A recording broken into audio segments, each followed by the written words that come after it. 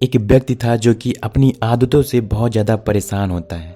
वो अपना समय तो बर्बाद करता ही था, साथ ही साथ वो अगर किसी के साथ बैठता बात करने के लिए, उसका भी समय बर्बाद करता था। ऐसा करने से वो सोचता था कि मुझे खुशी मिलेगी, लेकिन उसको खुशी नहीं मिलती थी, वो और ज़्यादा दुखी हो जाता था। 4 लोगों की नज़र में उसकी इमेज एकदम से ख़राब हो गई थी। उसके हाथ में बदनामी आ रही थी। ये तो निकम्मा है, दूसरों का समय बर्बाद करता है। अपना तो समय बर्बाद करता ही है और साथ ही साथ दूसरों का भी समय बर्बाद करता है। ऐसे लोगों को तो जीवन में आना ही नहीं चाहिए था। ये सारी बातें सुन करके वह व्यक्ति बहुत ज़्यादा परेशान हो गया था और घर वाले उसको अलग से डांटते। घर वाले कोई काम के लिए बोलते उस व्यक्ति को, तो वह व्यक्ति मना कर देता था। बोलता है कि मैं ये सब काम क्यों करूं, मैं इस काम के लिए थोड़ी पैदा हुआ हूं। ऐसा बोल करके वो सोचता था कि मुझे खुशी मिलेगी। वो जिम्मेदारियां नहीं लेता था, कोई भी काम आए वो नहीं करता था, जिम्मेदारियों से भागता था। दिन भर मूवी देखता था, आराम से बेड पे पड़ा रहता था। घर वालों भी सोचते थे कैसा बेटा हमने पैदा कर दिया। ये सब सोच करके वह व्यक्ति सोचता था कि मैं बहुत ज़्यादा खुशी हूँ, लेकिन उसको निराशा के अलावा कुछ भी नहीं मिलता था। वह व्यक्ति कितना भी अपनी आदत बदलने की कोशिश कर ले, लेकिन उसकी आदतें नहीं बदलती थी। नया नया काम करने की कोशिश करता, लेकिन उसकी आदतें कुछ दिन बाद फिर वैसे हो जाते थे। वह बहुत प्रयास किया, बहुत कोशिश किया, लेकिन उसकी आदतें नहीं बदली। एक दिन उसके घर के पास में एक महात्मा जी आए थे, जो कि लोगों को आशीर्वाद देते थे, अच्छी अच्छी बातें सिखाते थे।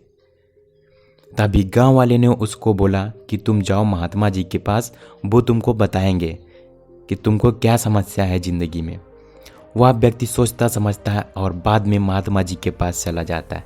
जैसे वह महात्मा जी के आश्रम में प्रवेश करता है तो उसको अलग से शांति महसूस होती है, सुंदरता दिखाई देता है। एक शांत जगह जहाँ पर कोई डिस्टर्ब करने वाला नहीं होता, वहाँ पर महात्मा जी अकेले में बैठ करके ध्यान लगा रहे थे। तभी वह व्यक्ति वहाँ पर पहुँचता है और महात्मा जी को आवाज़ लगाता है। महात्मा जी आंखें खोलते हैं और उस व्यक्ति को बैठने की आज्ञा देते हैं। बोलते हैं क्या हुआ? तो वो व्यक्ति बोलता है महात्मा जी, हम अपनी आदतों की वजह से बहुत ज़्यादा परेशान हो गए हैं। हमारी समाज में कोई इज्जत नहीं करता, हम जिसके पास जाते हैं वो बोलता है ये तो निकम्मा है। ये सब सुन के महात्मा जी उसकी समस्या समझ रहे थे और बातों को ध्यान से सुन रहे थे। तभी वो व्यक्ति बोलता है कि महात्मा जी, आप मुझे ऐसे कोई तरीका बताइए जिसकी वजह से हम अपनी आदतों को सुधार सकें और हमारा मन पढ़ाई में, काम करने में लगने लगे। तो महात्मा जी इसको बोलते हैं, देखो बेटा, ऐसा है कि जो हमारी आदतें होती है ना, वो कभी भी बदलती नहीं है। हम अपनी आदतों को चेंज कर सकते हैं। अपनी पुरानी आदतों को हम नई आदत का रूप दे सकते हैं। उन आदतों को हम किसी और चीज़ में बदल सकते हैं। तो महात्मा जी उसको बताते हैं कि अगर तुम सच में अपनी आदतों को बदलना चाहते हो तो मैं आपको 5 ऐसे तरीका बताता हूँ जिनकी वजह से आप अपनी आदतों को बदल सकते हो। तो वह व्यक्ति बहुत ज़्यादा प्रसन्न होता है और सुनने के लिए बहुत ज़्यादा ललायत हो जाता है, सुनने के लिए तैयार हो जाता है। तो महात्मा जी इसको 5 आदतें बताते हैं जो कि अब हम बताने वाले हैं। महात्मा जी उस व्यक्ति को बताते हैं कि पहली आदत है किताब पढ़ना। आपको किताब सेल्फ हेल्प से रिलेटेड पढ़नी चाहिए, जो नॉर्मल लाइफ से हो, जैसे कि आदतें सुधारना, लोगों से बातचीत करना, लोगों के एक्सपीरियंसेस पढ़ना कि हमारा शरीर कैसे काम करता है, ये दुनिया कैसे काम करती है। इस प्रकार की किताबें आपको पढ़नी चाहिए और साथ ही साथ आप जिस चीज़ की पढ़ाई कर रहे हो उस चीज़ से संबंधित आपको किताब पढ़ना चाहिए। किताबें पढ़ना बहुत ज़्यादा ज़रूरी है क्योंकि दूसरों का एक्सपीरियंस सीखने को मिलता है। एक व्यक्ति का पूरा जीवन का आधार उस किताब के अंदर होता है। इसलिए अगर आप किताब को पढ़ते हो तो आप अपने ज़िंदगी में बहुत कुछ सीख जाओगे और कभी भी दूसरों से डिस्टर्ब नहीं होगे। अपने आप को फोकस रख सकते हो अगर आप किताब पढ़ते हो तो। और आदत नंबर 2, आपको लिखना चाहिए। महात्मा जी इसको बताते हैं कि लिखना एक ऐसी आदत है, अगर आप किसी भी चीज़ को लिखते हो तो वो चीज़ें आपको याद हो जाती है। पढ़ने से क्या होता है, हमारा दिमाग ज़्यादातर बातों को नहीं सेव कर सकता है, लेकिन जो चीज़ें हम लिख देते हैं वो कहीं ना कहीं माइंड में सेट हो जाता है। तो इसलिए आपको लिखने की आदत ज़रूर डालनी चाहिए। तो लिखना इज़ अ आर्ट, आपको उस कला को सीखना चाहिए। अगर आप किसी चीज़ को लिख देते हो तो वो हमेशा के लिए आपको याद हो जाता है। तो महात्मा जी बताते हैं आदत नंबर 2, लिखना आपको डेली है, चाहे कुछ भी लिखो, थोड़ा बहुत ही लिखो, लेकिन लिखना चाहिए। आदत नंबर 3, ध्यान करने की आदत।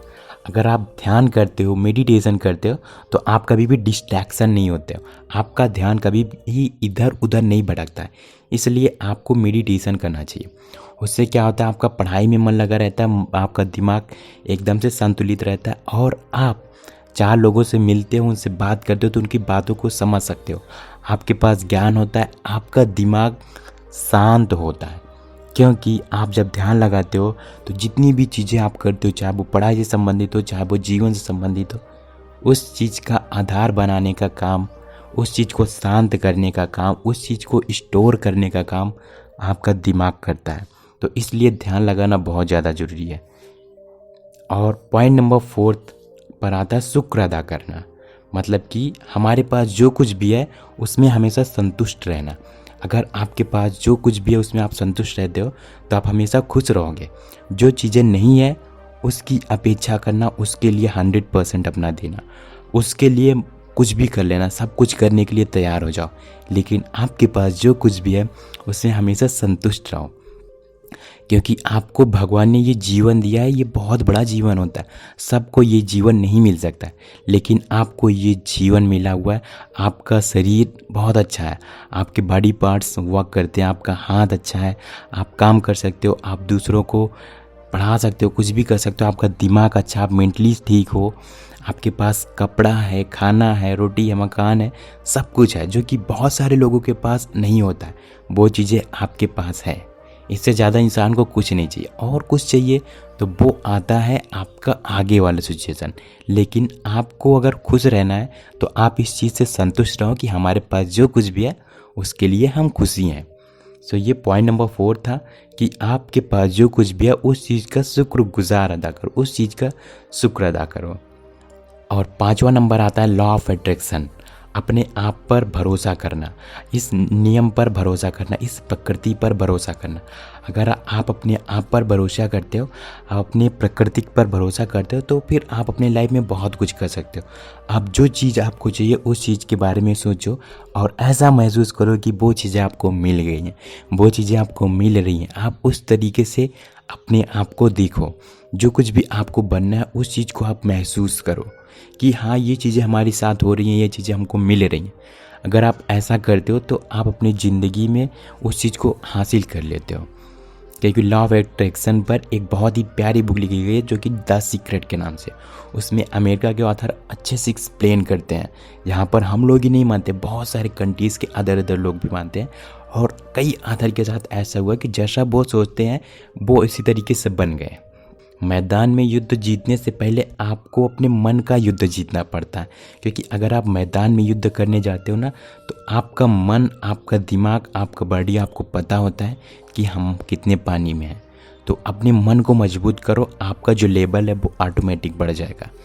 इसलिए लॉ ऑफ अट्रैक्शन, जो चीज़ें चाहिए उस पर भरोसा करो और प्राकृतिक से वो चीज़ें मांगो। अमृतसर नाम का गांव चीज़ें आपको 100% गांव में महात्मा और शिष्य लोग रहते थे। वो चीज़ें आपको हमेशा मिलती हैं। अपने आश्रम हमेशा में प्राकृतिक से उपदेश मांगो देते और ऐसा बनने की कोशिश करो। देने के बाद जो चीज़ें आपको चाहिए वो चीज़ें मिल जाएगा अगर आप लॉ ऑफ अट्रैक्शन को फॉलो करते हो तो।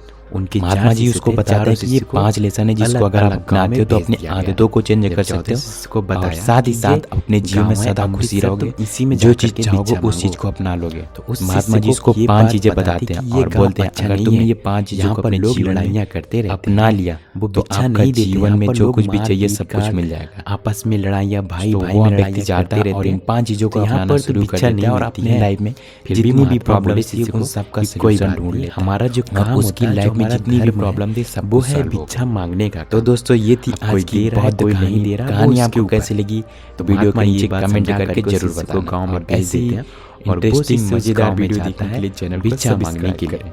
तो धन्यवाद। से चला जाता है गांव में भिक्षा मांगने के लिए, तभी वो बहुत जगह भिक्षा मांगता है।